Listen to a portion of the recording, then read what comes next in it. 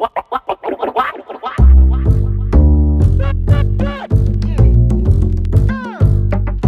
introduction, how I met Mike Latch is probably one of the more interesting stories of my professional and actually personal career. So it was we're in Hawaii several years ago, and I was a director of sale for this solar company, and my business partner at the time asked me, "Hey, we want to. Would you meet this guy, Mr. Mike Latch? We think he could be a great fit to our company. Start him off as a salesperson. We want him to kind of get into the software side, but just start him off in sales at first, right?" And I said, "All right." So I give Mike Latch a call, and the moment he picks up the phone, I feel like I'm speaking No, to it was worse than that, Greg. I think we'd already emailed and I already had like a start date and I was like calling to like get some details and stuff. So don't mess up the story with facts, Latch. So it is. He had a start date, and then all of a sudden, imagine picking up the phone and you hear this cyborgish voice on the other side that was very robotic, very monotone. You'd be And lucky if you picked up the phone and that's what you heard on the other side. Audience. see, it's that. So, and I'm going, oh my gosh, there's no way, man, this guy's gonna be able to sell with Aloha. He's just too howly. He's just too cyborgish. And if that's a word, I just like, man, this Mike, appreciate it, brother. But you know what? I just don't think this is going to work. Did I say we filled your position, Mike? What did I think that, it was that spot's not open anymore. I think that it was something, it was that. So it wasn't being truthful. I just wasn't, the spot wasn't there anymore, right? Instantly when I heard Mike's voice. So the story goes that before on Mike's first day where he had a starting date that he was already fired before he started. That's how that story goes. Okay. Yeah. Then Mike Latch just proceeds to just send this. I remember Mike as an email. And he basically said that I don't think you realize how amazing I am and how I will help change the world. Actually, he was really authentic. I would not have worded it that way, but you didn't. He was very authentic, and he goes, you don't understand. I'm super coachable. I'll come in and learn a process and make it happen." And boy, did he ever. So I was impressed.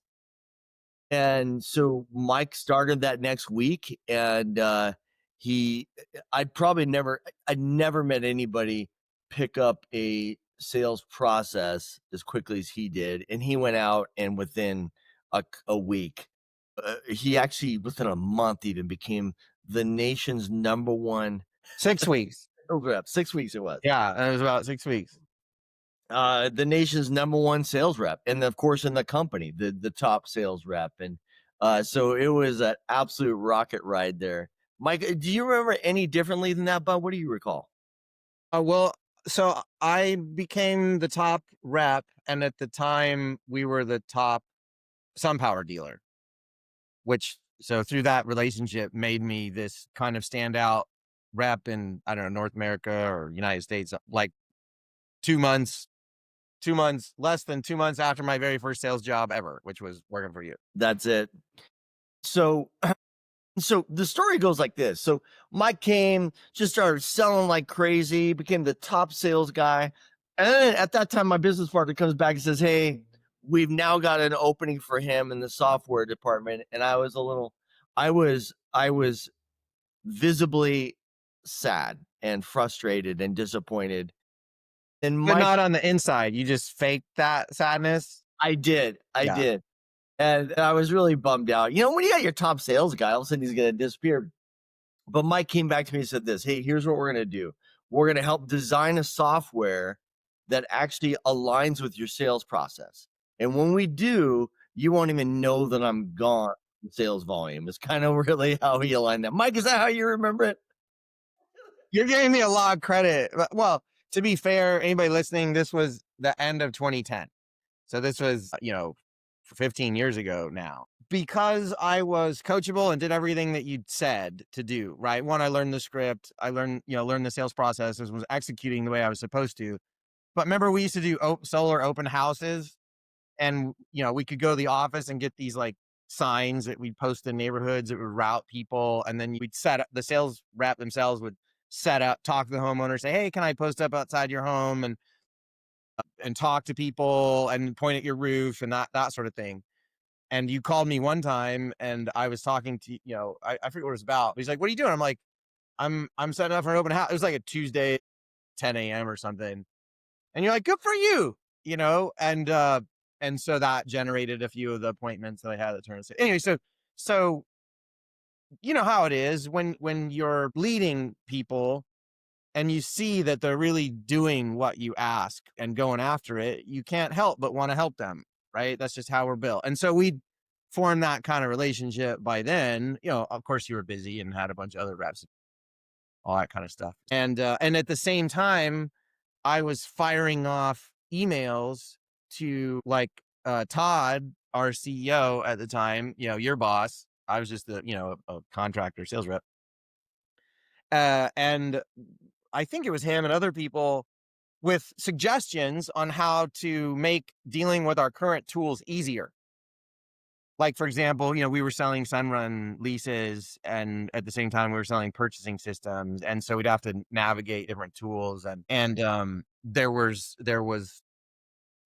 some integrations and ways to make things easier that I kind of figured out quickly, and then would share it with other people, and then would when I could find time, I would let try to give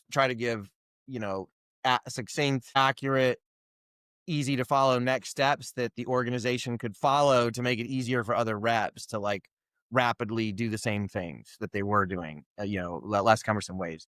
So I was starting to like, I guess, I didn't realize that they had that in mind for me, but that was reinforcing that I had this natural proclivity to doing that kind of stuff. And I also had, a lot of credibility with the sales team because you would show my numbers in a weekly sales meeting, right? And there I was at the top, and then it was the top of the main metrics that you were driving, right? Like some people would make a bunch of sales, but they'd give tons of discounts, right? And so you could tell they weren't following your process. They weren't helping people understand the value of what they were selling.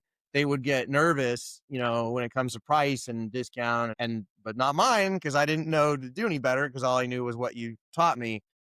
And then you taught us how to, then we that credibility with the sales team, plus the fact that I was out ahead of like how we could be making changes of tech at the same time, kind of greased a lot of skids, I think, for the conversation that the leadership had with you and where I was going to go. And we had a great relationship by then. We liked working together. And two of the guys I recruited afterward, one of them became the next top rep.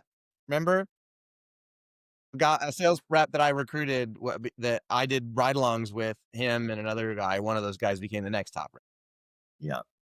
And so all those words to say that what Mike did and what he developed is the first time I've ever been with a software design person that actually wanted most of them want to like create a software that says, now make your world fit into my world.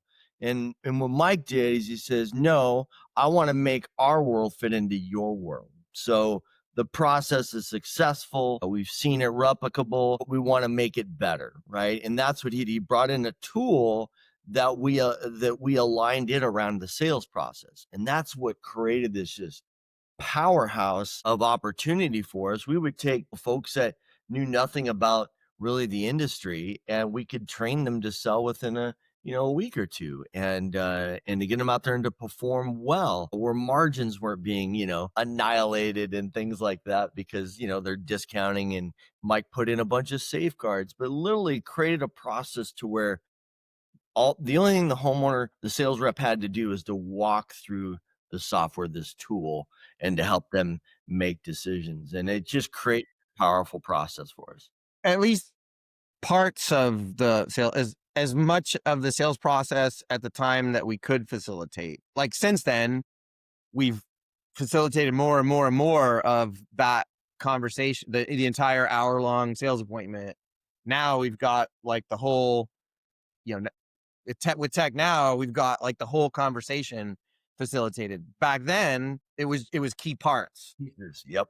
Yeah, back then we had to design the solar system in another tool, but the tool we had helped with some key points. Like you had great insight. Well, I didn't, some of the great insight you had back then was that because you don't, all your good insights have gone, right? But you had And some back then. hear that? This is not okay. Can you Now, delete that? yeah, little things like so, when it was getting information from the bill, right? Like it was the standard thing that people thought to do that I would have thought to do had I not learned from you was do all that work ahead of time, right? Hey, treat the customer's time with respect. And if you could do some homework ahead of time and show up with it done, that's a good way to treat that homeowner. But what you taught us was it's not that simple, Mike. Those are key numbers and the homeowner doesn't know you. They don't know this company. They don't know that you're on the up and up and everything that you're doing is trying to be as accurate as possible. They don't know that you don't care if they buy or sell. They don't know that Mike, you care about delivering a good experience to the customer and helping them make a decision either to buy or not to buy with us and be happy either way. It turns out that if you have a great product, that attitude is a great attitude to have. If you don't have a good product, then that's probably, that's then you probably have to do cheesy or sleazy sales tactics, something like that. So like, so the energy, the bill stuff, right? You'd have us go and, hey, team, sit with a customer, go over their bill and have them read the numbers to you, right? So they have a sense of ownership and make sure that they understand exactly what you're doing with those numbers, right? And so in our software, we at the time, this is an example, we built a way that would happen every single time, and then the rep could go back. So that just a bunch of experiences like that we figured out a way to enable and be done by everybody, not just the best reps that would always remember to do it. And Mike, I think that that's probably one of the problems we have to communicate to existing business owners of what makes us different, what makes Patter, AI different. And it really, this is one of the key pieces. We walk a customer. Everybody else out there has the design and they go and they present the numbers all the same way, right? They pre-do everything and maybe give a couple choices. What we found is that by walking the customer through the process, they're able to help make decisions along the way. They're choosing what's the most important to them. They're choosing what roof may be the most important to them. And so we design the system together. By the time we get to the end of helping them make a decision, they built the system with us. Now, of course, we have our expert advice where we make suggestions along the way. But again, it's their home, it's their roof, it's their pocketbook. And a lot of folks get to the very end, and some of the customers might be going, "Where do we get these numbers? What's it gonna do? How's it gonna help me?" And we didn't have those problems, and we don't have those problems today by utilizing the software, enabling the customer to make those decisions along the way. Like you taught me so much about translating those values into emotionally intelligent conversations that were respectful of the homeowner's time. You even took that to such a concrete example of, hey, if you design a system ahead of time and have panels on a roof, that's that homeowner's home, right?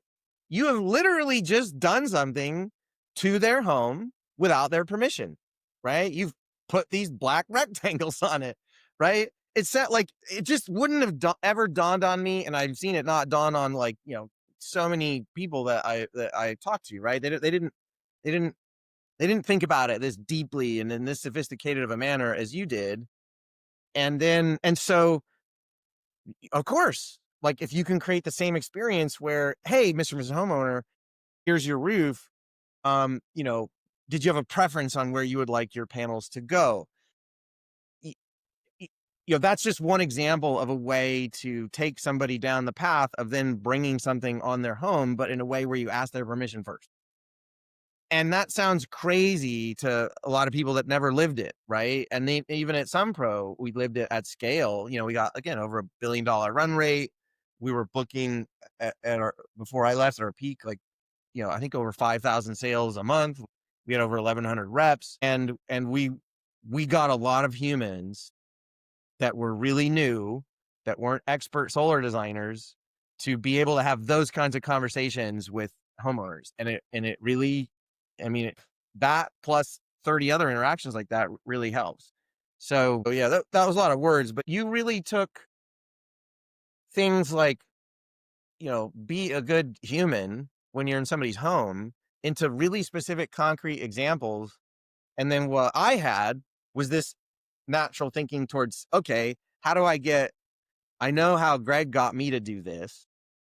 And I understand that I'm an outlier in terms of, I got degrees in physics, electrical engineering. I like teaching things to people. I'm also coachable. Like, you can't scale 1,000 salesperson team off people with degrees in physics that are extroverts. And so you taught me all these lessons. I was like, okay, how do we get this to happen 100 times the same way today, 1,000 times? And that was why software was the natural thing to help that. I kind of want to hit on that a bit about, scaling and how the software enabled us to scale just incredibly quick. But before I do that, I want to talk about the unconditional love statement you made earlier. That is it possible? So Michael had a really good relationship, growing up with his parents. They love him, and I just want to make a statement here that I think it's possible to have too much unconditional love, because what we're seeing and hearing right now in Michael's voice and he doesn't understand the word no, and it can't be done because his mom and dad would just give him a little hug and a little, go get him, Tiger. And this is what you get. And so there's pros and cons to unconditional love for all the parents out there. Just be thinking about that. Okay. Yeah, you can create little monsters in industry. Latch core. So we back to like scaling, and I think that's when you have one time, I think what we had like about 1,000 sales reps scattered throughout the US, and Over 100. 1,100. Yeah. And it was really interesting to be able to, It's so good that you remember that so clearly, given that they all worked for you, Greg. Actually, I should tell this story about how we could tell a story about how I helped recruit you later. you could. And so what Mike was able to do with the software, again, he took this process. Here he had this framework of a process, and he goes, we want to really scale this. So when I came to Sunpro, and I'll kind of jump ahead, I went out and did a couple other things, and Mike went out and built a software company. We moved off the island of Hawaii, and so Mike had built this software for this company called Sunpro that was put it where what we built in Hawaii, and it was kind of 20x of what that was. Yeah, the same philosophy that led to what we had in Hawaii led to, what we built at Sunpro. It was incredible, and again, and Mark Jones had this, this feeling. He goes, gosh, I just want to get everybody kind of on the same page, because imagine 1,100 humans out there. They'll have different ideas of what they want to do and say and how they want to say it. And if it's just words scripted on a page, the moment they get nervous, they're going to flutter off and get scared or nervous and start saying things they shouldn't say.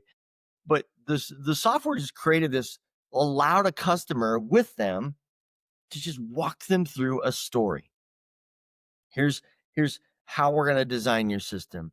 Do you prefer these types of panels or those types of panels, right? Would you prefer the solar panels to be on this part of your roof or that part of your roof? By the way, we offer home energy service as well. Would you like us to actually look at adding insulation to your home so we don't have to have so many solar panels? You can talk about it, or you can just say, we add insulation. Look at, now you only need 12 panels as opposed to 16 panels.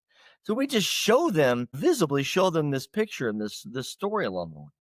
Then we got to like, well, why don't we sell roofs too? Okay, we already have the roof measurements. So Mike created this software to where a sales rep can click, we have this color roof and that color roof. Would you like to look at re-roofing your home as well? Yep, that sounds great. And the homeowner now could say, do I want to add a roof with solar or not? It was that simple. The homeowner was just picking colors. Sales reps were not getting in depth about the type of roofing material. We just offered the best, right? Were we the lowest price? No, we didn't care. We just wanted to always offer the best. And gosh, I think what you end up selling, how many roofs by the end of the 1 year? I mean, I think we ended up becoming one of the top like 15 roof sales companies in the Yeah, I nation. forget, we were like top 8 or top 20, Yeah. or but I remember it was like a week after we launched. I think we call it One Button Roofs. Yeah. And, at the time, the roofing division was talking to me about selling roofs and all the options, and I'm like, "Okay, well, you could present a human homeowner with a ton of different options, thousands of permutations, and on the surface, that might seem like the most ethical way to treat the human, but I had years of knowing better by that time, that I learned from you, that, like, making a human homeowner aware of every single possible permutation of everything that they can do is not the right way to treat somebody. I don't know what the right analogy is. Like, if you go to a doctor and the doctor spends 4 hours telling you about all of the maladies that you might possibly have or that are possible to have. Yes, that's all factually accurate, but is that the best way to treat the human? No. Like, intelligently willow down the world into something that can help the person and let them get on with their life, right? And so it was a similar conversation with the roofing people, the roofing business design, and then we ended up with like, okay, I believe we can make this a lot simpler. By then I'd earned the right to, for people to listen when I would say something like that. And then we went with an experiment that I was the champion of, which we called One Button Roofs at the time. And I think like a week after the feature was released, I think roofing sales had more than doubled. Yeah. Yeah, they We did. went from like a 5% or 6% attachment rate to 12% or 15%, something like that. And this thing that and there's a lot of reasons why dealing with roofs was challenging, not just the salesperson getting derailed, but then the salesperson accurately setting up the job to be dealt with by production, by operations. So, we we solved all that too. It's I think what struck me is interesting with that is how Mike would launch a new product like that. So you think, gosh, we gotta go tour the US and we gotta bring everybody up to speed on what it was. Oftentimes they would just record a video and send out this video and say, "Hey, at 9 a.m. Eastern time, this is going live. How do you present it? How do you sell it?" And literally embedded in the software with these videos that the sales rep, before they could even jump in and start selling, would actually have to go through and have to process and have to learn. And so at scale, he was able to make changes like that overnight. Two sides of making things easier for all the humans involved. You can either try to deploy the same number of humans, make lots of things easier, more efficient, and then the same number of humans just can produce a lot more. The other side, the other extreme is how can you get as much done as possible, or how can you get what you need to get done with as little labor cost as possible or as little cost as possible, right? So in our most recent experience at Sunpro, we biased pretty strongly towards how can we get the number of people that we have to produce more than get more done than they currently can. We would put so much thought into how to make things easy for the rep that we could roll things out very quickly. The reason we'd have to do a ton of training when like, for example, what we call one by roofing, is because we forced our tech team and our engineers to build something that was just a couple of and then it would magically make all the contracts right and all the square estimation was right on the roof and and a couple of buttons and like a little bit of conversation that made sense immediately when the rep would hear it. Because we put so much thought into things, we could we could release those changes quickly. It was exactly. And you think about it, it takes all this energy and work just to get in front of a customer, right? You've got lead generation, marketing works like crazy. Maybe you have a call center, people are like booking these appointments. The amount of money and energy it takes to get in front of a customer is extraordinary. Now, imagine sitting in front of a customer and you want to offer solar, you want to offer batteries, you want to offer roofing, you want to talk about insulation and all these pieces. Instantly, most sales leaders out there go, oh my gosh, we're going to overwhelm the customer. Sales rep is just going to sit there and just freak out because they're not going to know. How do I communicate all this stuff when I only have 45 minutes to get a customer to a buying decision? Is that possible? That was kind of our ethos. If I can't get a customer to a buying decision in 45 minutes, presenting all of these different ideas and products, we have failed as a business. We failed as a software, even the software. Well, you came to expect that level of performance because you had, I did. you had tech that nobody else, you and I together learned, like, pushed boundaries, like more and more and more was possible because we learned that we had this other sense, this other capability, which is software really offloading what used to have to be done through years of experience and training, right? Nobody would say, hey, you can have 1,000 salespeople selling solar, energy efficiency, roofing, insulation, and Batteries. and batteries, right? Nobody would say, hey, we could, we were doubling every year, right? So when we had 1,100 reps, about 550 of them been there for less than a year, 225 for less than 6 months, that sort of thing. Nobody would expect that you could take people and get them that performant that quickly. And that's because you should consider that impossible. That is impossible, basically. It's just that we had a tool that was not understood by many people, which is we have this tool that nobody else has, which is we can augment everything. All the reasons why that's not possible traditionally, we can eliminate because we can solve it with tech plus that human. Yeah. That's a part of the how do you not overwhelm the customer, right? So literally we would have one button choices. Would you prefer this or that? Right? How old is your roof? 20, a little over 20 years. Would you like to look at the value of adding a roof? It was a button the customer clicked that, and then they would pick a color. Would you like to see it? Yes or no? It was that simple of a conversation throughout the process. And so the customer could, like, they knew what they were getting and they weren't overwhelmed and could make a decision. The other part was the training aspect of it. And if people listening to this have had large sales teams throughout I mean, even if you have 12 salespeople. You when you want to introduce a price increase on something, right?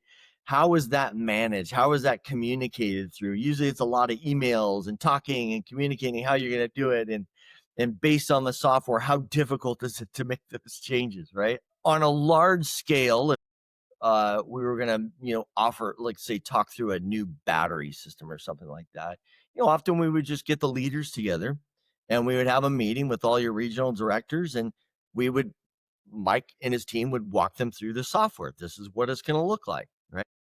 Now on Tuesday at 9 a.m. Eastern time, this is gonna go live. So start talking to your sales reps that this great opportunity is coming.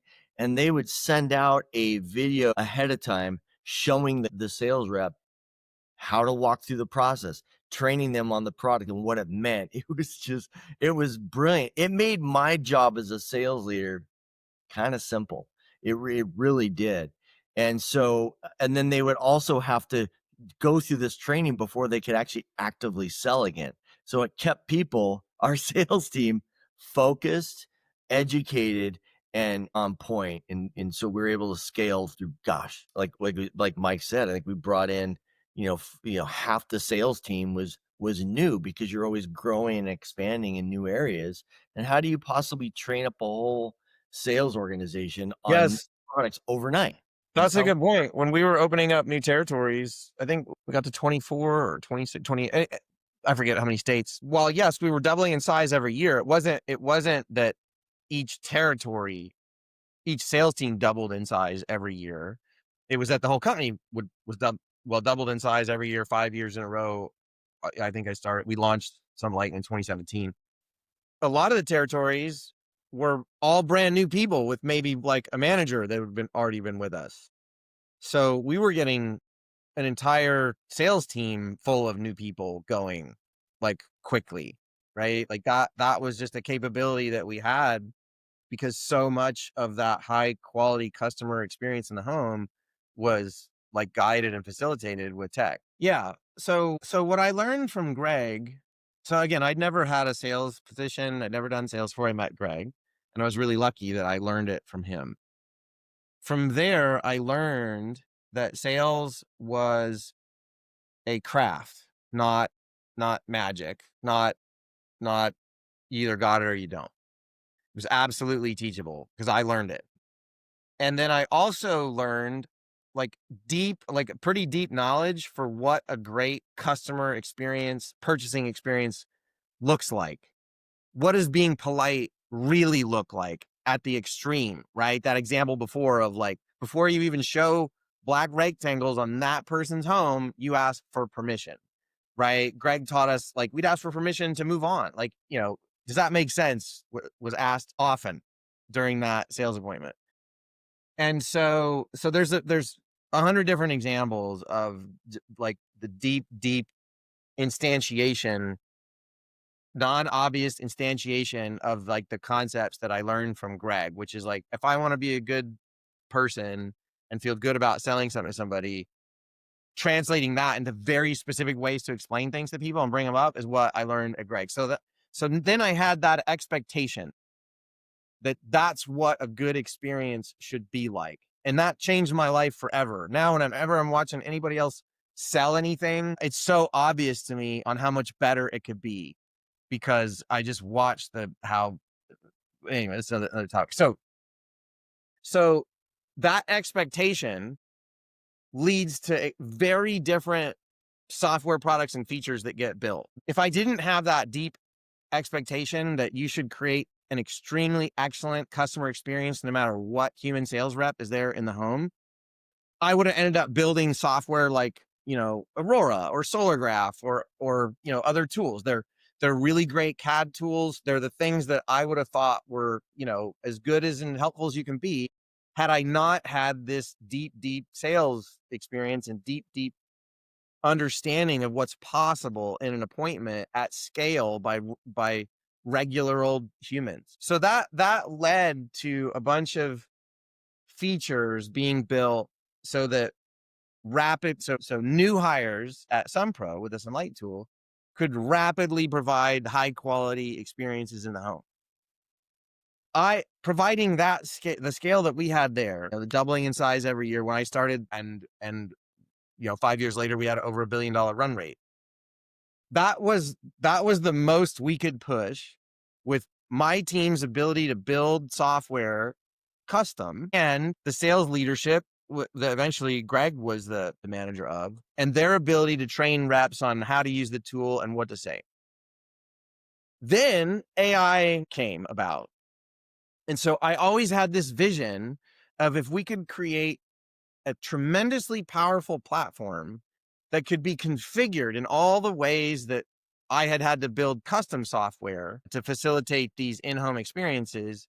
If I could make a powerful platform, or if a powerful platform existed that could be rapidly configured rather than having to be built by engineers, we could do an even better job than we did. Yes, Sunlighten was probably the fastest at rapidly evolving to do a great job of customer journeys in the home, but we were still limited by, we'd have to bring in an idea, we'd have to think about it, and then we'd have to engineer it and build it and then release it. By the time we released it, it was thoughtful, but that still took, days, weeks, or months, right? Like, when's it going to be done? I heard all the time, right? Like so many good ideas come. But then if you can create a very powerful platform that can be rapidly configured rather than engineered, now you can bring ideas to market faster.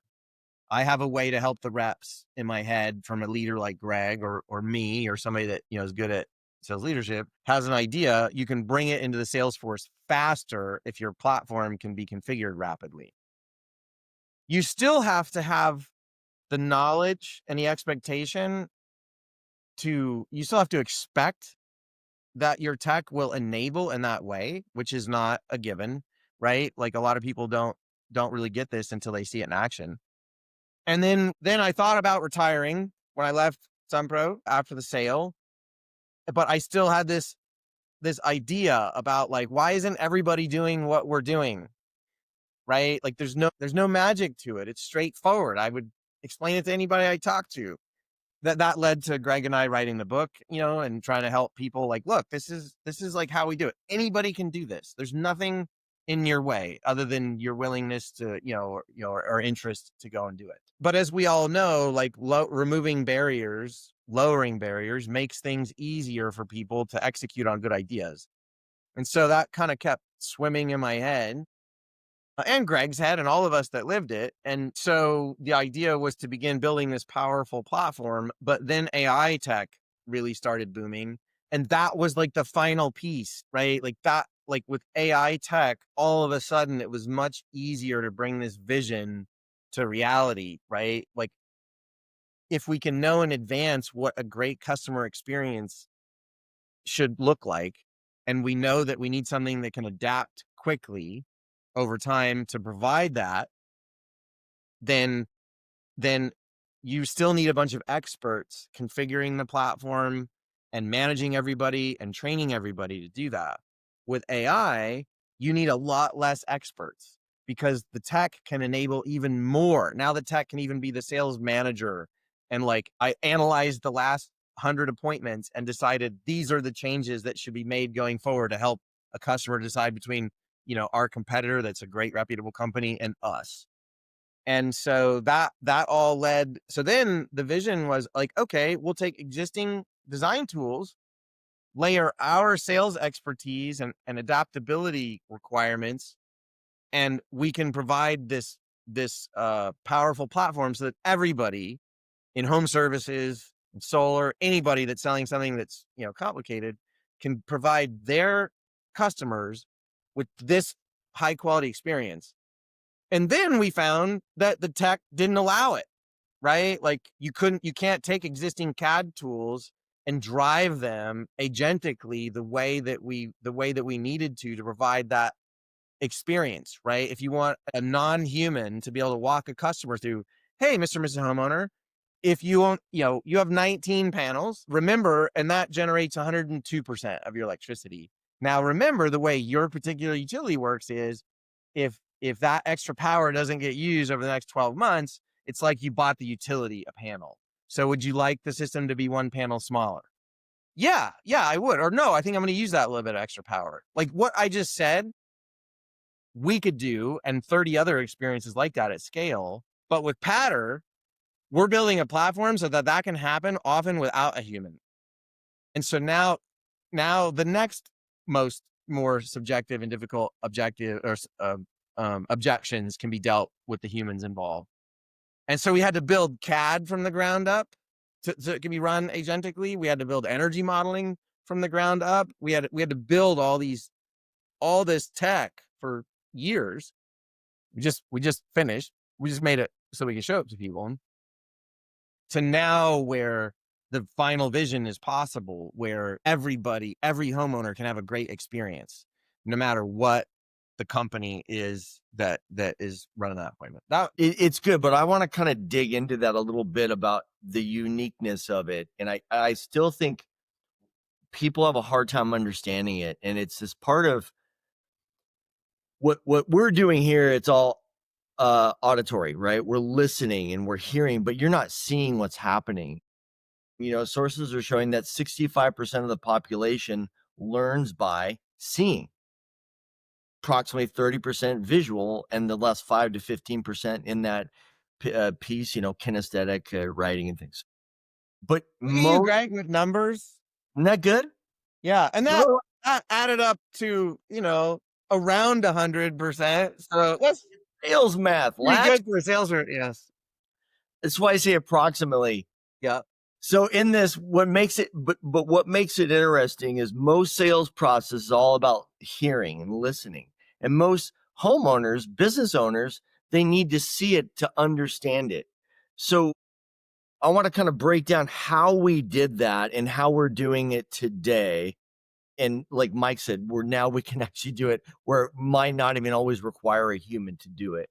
So for instance, if a homeowner has you prefer high performance panels or standard performance panels, homeowner, and at a click of a button, we'd show high performance panel. Look at that. It's only going to take 12 panels for those.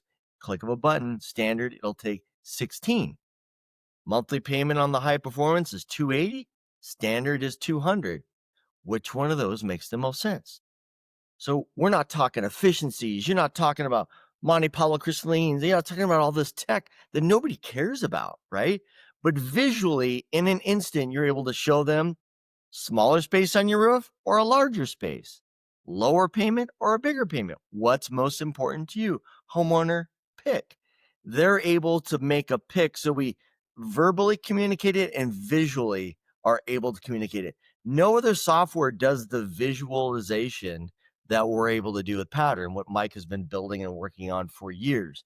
We're actually forcing the attention to the tool to help the sales rep communicate the value and also to show the value, because often words can confuse people Right. when they can actually see it and understand the value change. It's a decision. I want that one. They're now able to make that decision right on the spot. And Yeah, so Mike, it could be, it could be I want this escalation rate or that escalation rate for, if we're staying on solar for a TPO product. Whatever it is, there's just you can just do such a better job than what tech currently does for helping reps help customers make decisions. that's right. The current world right now would have you get out of one tool to go to another tool to show it and to show what the monthly payment is. Because usually at the end of the day, it's really what the monthly outgo cost of the customer is going to be to see if it's worth it or not. Right. And no matter what you're selling, typically that's the driving factor. And if you're able to show them right there on the spot without making all these changes to software, customer, every time we introduce a new idea, a customer, think about a glass of water, their mind is just drained of energy and what they're able to comprehend and process. Right. And we do that lots of times. Or A every beautiful, time you turn the laptop around or go and scribble on a piece of paper, think of 100 human reps doing that. You are eroding total trust across those 100 appointments. You're creating confusion for the customer. Like, and most modern tools like make you do something like that, right? And I learned from you that that there's a better way, right? Everything is done in front of the customer. Everything, what we didn't like is we didn't like the idea of not knowing what our sales reps were saying in the home. We didn't like that. you didn't It's trust me, Greg? sorry, Mike. And so we wanted to make it so easy for them that we basically said, if it feels like you're talking too much, you are. Just go back to the tool and remind yourself, what am I showing them here on this screen? Does this make sense? Or does that make sense? Most proposal tools out there, they're just showing people numbers and they don't walk a customer through a simple process there. And Yeah. I don't think people understand the value that this gives and offers. They really don't. And just this morning, one of our sales reps was able to talk about the value that created for them. They're able to show a customer on the fly, would you prefer this portion of your roof or that portion of your roof? Oh, I want that portion. High performance panel, standard performance, yeah. A high performance. This monthly payment, that monthly payment. Yeah, that monthly payment works. It's done. Customers, not their brain energy only went to here. Normally they're way down here and they can't make decisions at the end of the sales process. Let me hit on this, Mike, because I know you want to interrupt.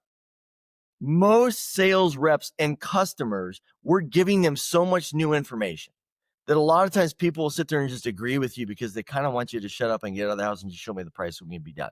It's usually how it goes, right?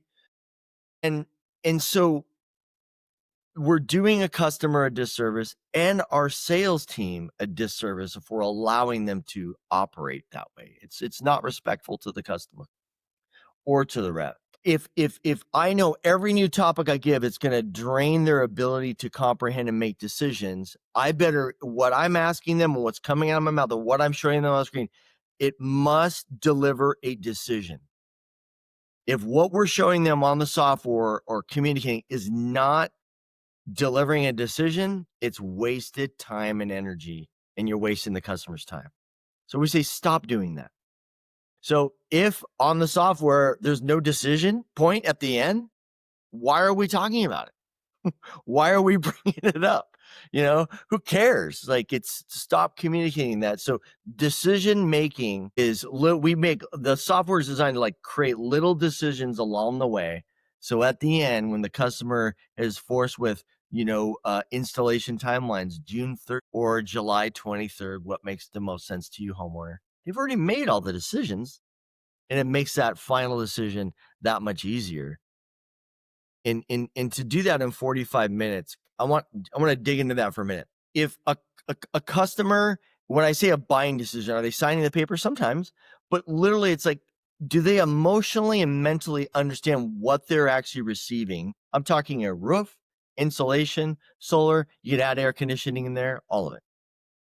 Do they understand what they're getting enough to be able to say, yes, in 45 minutes, I understand what I'm getting and I want it? If your software isn't delivering that, your sales team can't deliver that, that's the miss. And I 100% know, I'm going to sound really weird here for a second, but allow this. There's nothing in the market that allows that right now. There's not. You're in and out of all these different tools trying to make it all happen. And the customer is just bored to death. So that's why a lot of salespeople are going, I'm going to pre-build everything and just dump this big bucket of information on them and hope they agree. And then the reps incentivized to not help the customer understand different decisions they could make, because it's so much work for the rep to go and make a change, right? And they got to come back and run another appointment, and then the customer, it just creates a train wreck. And the more complex that our sales become, the more products maybe that a in-home services company is offering. And that's what we're seeing. We're seeing people just start to expand because I'm in front of that customer. I want to offer more things, but how do I offer more things that don't confuse the heck out of the customer and just make our sales reps melt and watch our closing ratio just drain because they don't know where to go or what to do. I would say you got, there's two really great levers. If you don't want to just go the brute force route and try to figure out how to train all your people to sell all these new products and remember everything they need to remember all the time and rely on them to never make mistakes. Like if there's the brute force, that I think everybody has a sense of how well that works. And that's why you don't see huge companies, or rarely huge companies, being able to do this kind of stuff. The other options are you find a very, very sales oriented software product or project manager and spend millions of dollars and have them build you something that makes it so that it's easy for the reps to do what you have in mind. And then there's Pattern. I mean, that's the whole reason that we built Pattern, was because nobody had built it yet. I agree. There is no way to like rapidly bring in, complicated products and stuff like that, without extreme facilitation by tech. And usually the people building the tech aren't strong enough in sales to really create something that like immediately works for the sales team. They don't have somebody in the background that looks at it and be like, it's not one button. Make it easier for the rep. It's not easy enough for the rep. Do you understand how easy it is to make a mistake when you're in a living room or on a call with somebody, and like, your family, you're worried about making a mortgage payment, or the dog starts humping your leg in the living room, or the person's kid calls from college with, like, do you know all the things that make it difficult when you're in that conversation? Engineer building this, why is there 72 things on the screen with what you did? Why are there all these, like, make it simpler, right? So you find somebody that will do that for you, so that by the time you have this custom software, it really, really helps.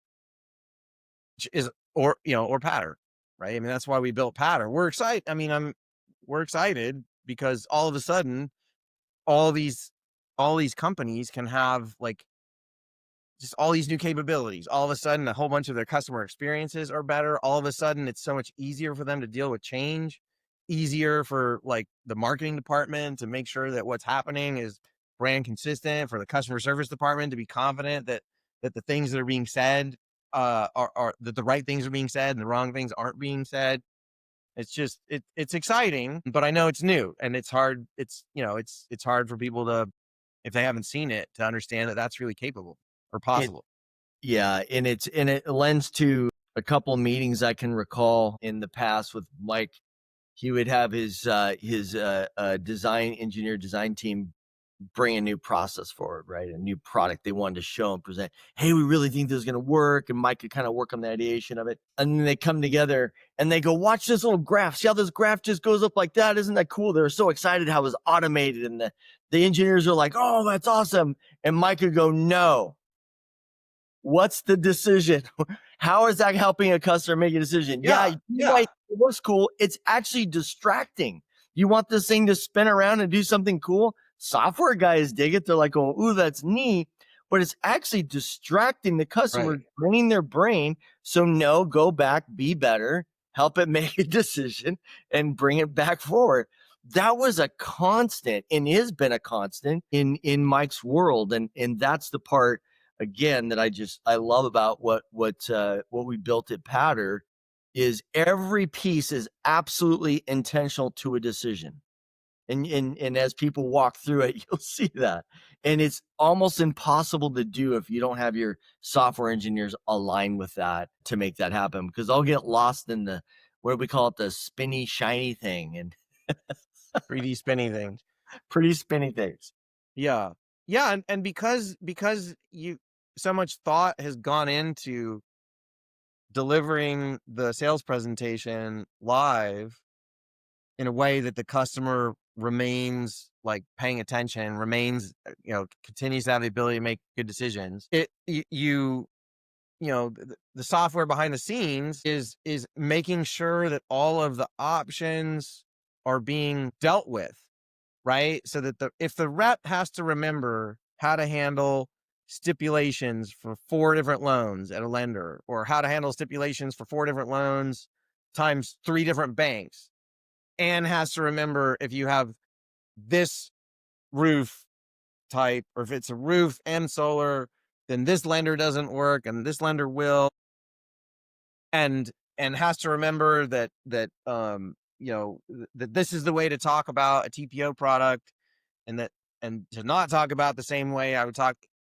The more a rep has to remember that, the more expensive it is for you to deal with any sales that are made because mistakes happen. And it also increases your cost to deal with that salesperson is only going to make so many sales. The whole idea behind Patter is like a part of making that customer journey excellent is that we had to figure out how to handle all those details, all those stipulations, all those options, all those dependencies, so that so you're not relying on memory and training of the human sales force to get all that stuff right. So all of a sudden, not only do you have better customer journeys, but you have, you know, you have, all of a sudden cancellation. You don't have nearly as many cancellations. You don't have, customer service doesn't spend as much time dealing with a customer. You have less truck rolls because Patter knows what needs to be collected on site, and it knows if it was collected yet or not, and it helps the rep in an emotionally intelligent way make sure that that's covered before they leave. There's just like it's there's a lot of benefits. It's hard for people to understand if they've never seen it, but we're excited to help people understand what's really possible. So I think Mike is as we're looking at what Patter and really kind of think about the history of what's behind it, right? It's you've got a lot of veterans in the industry who have in different sales industries, right? It's not solar centric, have created pattern that truly enables complex multiple selling products in one simple platform that enables a sales rep to communicate value at a very high level. Financing tools, if it's a third party owned product or a loan or a cash price, not having to go out and do three different proposals for the customer. They're able to help them make decisions right on the spot. There's there's nothing in the market like it. And again, we haven't even touched base on the coaching aspects of Patty, the back end that's going to help coach and make sales managers better. That's going to give real information to the CEOs on what's being said in the home. Is our product even aligned with what customers want? Is there something better? None of that's being picked up right now. You're just hoping the sales rep will give that information back. And so in the current industry and the current product that's out there, there's just a big miss there. And I think that that's what we've dealt with because we've been on that side of the table. We've had to use Yeah, three, we for the five last different tools ourselves. 15 years, we've had to build our own stuff because the off the Exist. shelf software couldn't perform as well as what we built. Like it was like night and day. And we would have bought software if somebody would have had it. They didn't. It was all much too rigid to be able to create the kinds of like experiences to get the performance we knew was possible. And it also, like, as I think back on some of the key leaders we had in the industry with us back in Hawaii that had that vision, and then where Mark Jones just kind of took it with Sunpro and really believed in you and your abilities and how you saw the market and his ability to see it. Really, it projected it because it took that kind of financial commitment, the amount of money that's been invested in Patter AI. If you really add it up through the years of everything we've learned, it's an extraordinary tool. You're able to take the best in the industry. How do they communicate it? And it will help elevate small regional firms, right? It'll help elevate them. Larger firms, my gosh, imagine being able to train everybody and get everybody up to speed and make changes overnight and everybody's on the same page. It's there's nothing out there like it. And so it's an exciting time to be able to see this product come out there and make it happen like you have. So good work on making it happen there, Latch. So anyway, Mike, brother, thanks again for your time today as we get to walk through these different thoughts and kind of reminiscing through history of what's been built and the pain points that we've experienced along the way, and to the incredible success. It's like I feel like we're at the base of a tsunami wave of opportunity here, that we're going to be able to help a ton of businesses, a ton of business owners succeed at the level that they know they can. It's like I've not met a business owner that says, no, my sales team is operating at optimum performance. They can't do better. There's no way. There's not a single Yeah, person. yeah, right. They couldn't provide. It'd be impossible to have more consistent, better experiences during appointments. It'd be impossible to have less mistakes be made. It'd be impossible to spend less time dealing with customer issues. And that's where Powder enables insights from the C level to see actually what's being said and done in the home, and to actually be able to drive and to make sure that that's being done in the home with the guardrails there of what we've built here. So it's exciting times, man. I'm really looking forward to seeing what this next year will hold for us. That's for sure. Yeah. Well, thanks, Greg. If if it's I'm lucky that I had that first sales experience like that has permeated like tech in a way that's like has led me to build completely different things than I otherwise would have built. Like had I not had that experience, I would have been building, cool CAD tools and cool presentation tools, that's like everything else on the market. Companies you know, like the experience we had at Sunpro we never could have had that kind of performance. We would have been so anyways, appreciate it.